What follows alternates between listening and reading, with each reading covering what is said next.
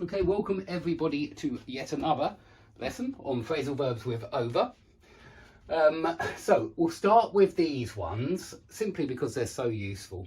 If you haven't heard them already, I think you just have, but you don't remember because they're everywhere, these ones.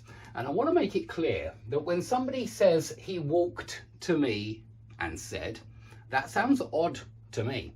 Yeah, it sounds peculiar. It sounds like there's a little preposition missing. It sounds like you ought to have said he walked up to me and said, or he walked over to me and said. And that's because these are the more natural ways of expressing that idea that somebody approaches you.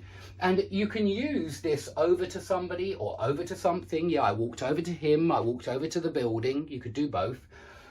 You can use them with any verb of motion, it seems to me, not just these four, but you could say he, you could use any other way of walking. So he marched over to me and said, he strode over to me and said, he ambled over to me and said, he sauntered over to me and said. You could use any other verb of motion. I'm confident that you could use any other verb of motion. He crawled over to me and said, yeah, with these prepositions, and it will sound very natural.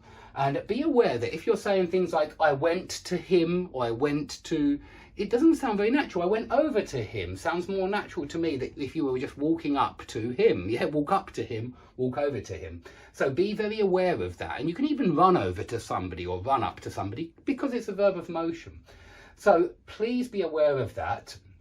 If there are any Russian students out there, I think this is very similar to the prefix pod in your language, because I've noticed that you also don't really say he walked to me. You say he walked up to me, he walked over to me.